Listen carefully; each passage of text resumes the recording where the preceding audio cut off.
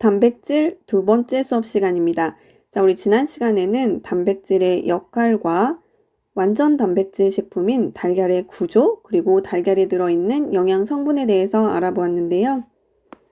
오늘은 그 두 번째 학습 목표에 도달하기 위해서 직접 달걀을 삶아보고 달걀을 시식해봄으로써 단백질을 섭취하는 식생활을 실천해 보도록 하겠습니다. 먼저 냉장고에 있는 달걀을 꺼냅니다.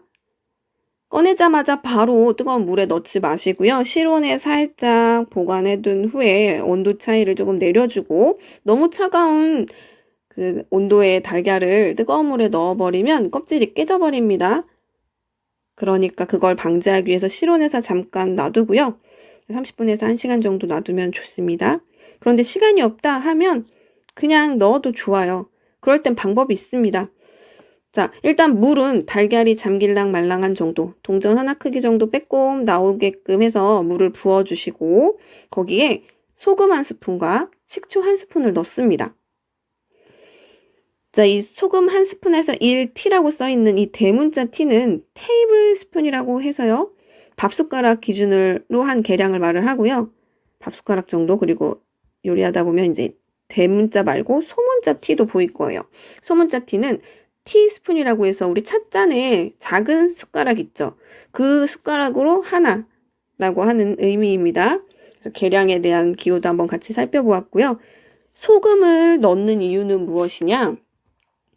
소금은 달걀 껍질이 잘 까지게 하는데 도움을 주는 역할을 하고요. 나중에 식초 같은 경우는 단백질 응고를 시키는 역할을 합니다. 산성분이 단백질을 응고시켜요. 그래서 식초를 넣어줬을 경우에 만약에 온도 차이에 의해서 껍질이 중간에 깨지던가 아니면 내가 넣을 때 실수로 해서 깨졌다 할 경우에 흰자가 막 흘러나오잖아요.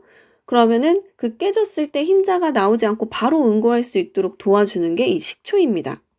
산성분. 그래서 식초도 1스푼을 넣어줘서 흰자가 밖으로 나오지 않도록 하는 식초랑 소금을 하나씩 넣습니다.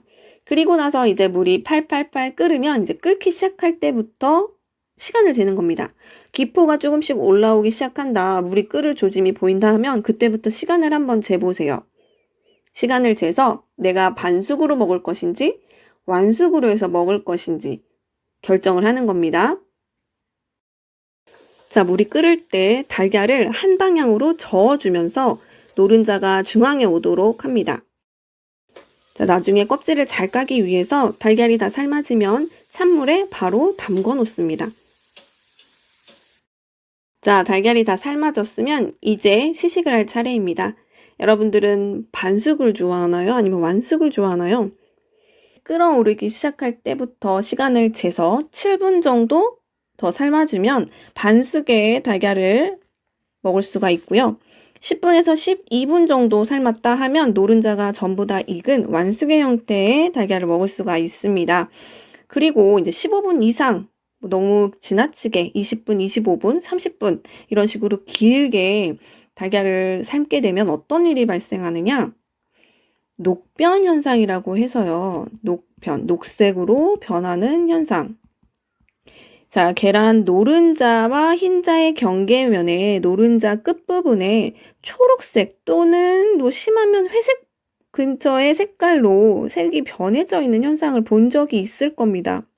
이건 무슨 현상 때문에 그러느냐? 우리 계란에서 있었던 영양소 파악했을 때 단백질과 황성분이 흰자에 있었고요.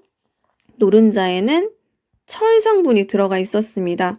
이 황과 철이 결합해서 만들어낸 현상이 녹변 현상인데요.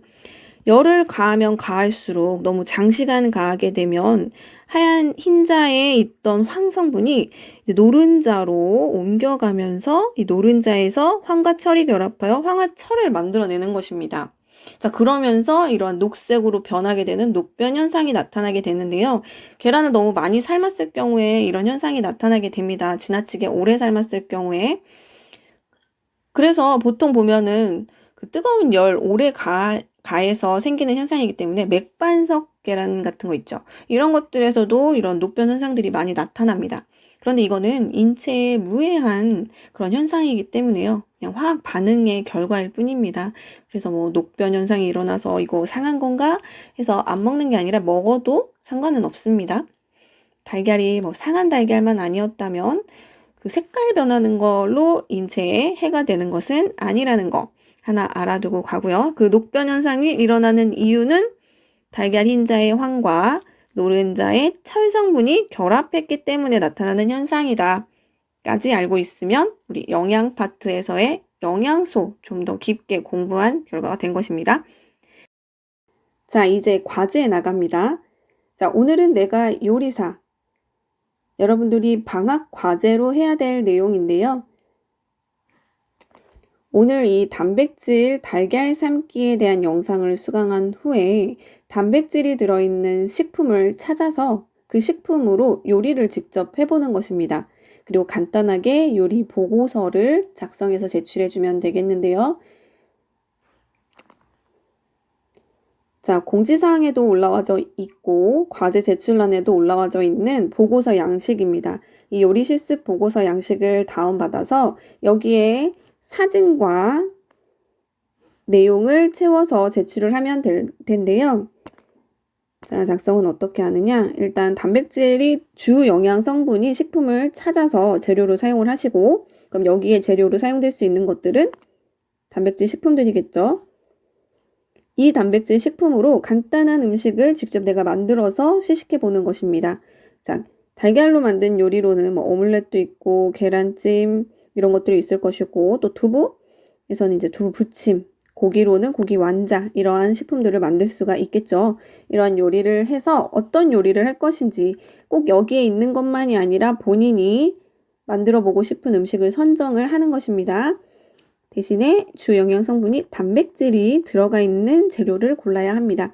그래서 요리명, 언제 만들어 봤는지, 완성된 사진을 찍어서 붙여넣기 한번 해주시고요. 그리고 요리 순서 어떻게 요리를 했는지 1번, 2번, 3번 순서를 한번 적어보시고 실습 후에 느꼈던 점, 요리 실습을 해보니까 어떻더라, 요리가 너무 어려웠는지 아니면 뭐 부모님께 좀 더 감사하게 됐다는지 이런 요리를 준비하면서 아니면 또 이러한 식재료를 제공해주는 분들에게 감사를 한다던가 이러한 내용들로 자유롭게 느낀 점을 작성해서 제출해주면 됩니다. 이거는 방학 중에 하는 과제이기 때문에요. 방학 과제로 나가는 숙제이기 때문에 방학 기간 내에 요리 실습 한번 하고 제출을 하면 됩니다. 우리 방학이 이번 주 금요일 날 1월 8일 금요일에 방학식을 해서요. 9일 토요일부터 1월 27일인 수요일까지 방학입니다. 자, 1월 27일이 수요일 맞죠? 그리고 우리는 1월 28일 목요일 날 개학식을 합니다. 이때 개학해서는 정상 수업을 진행을 하겠죠. 그러면 방학 과제는 언제까지? 27일 수요일 전까지 제출을 하면 됩니다. 어디에 제출을 하냐? EBS 온라인 클래스 과제 제출란에 각자 자신 학번 이름을 쓰시고 제출을 하면 되겠습니다. 자, 오늘 수업은 여기까지고요. 단백질 조리 실습할 때 불, 칼 사용할 때 꼭 조심해서 사용을 하길 바라겠습니다. 수고 많았습니다. 방학도 잘 보내고 우리 개학해서 만나도록 하겠습니다. 감사합니다.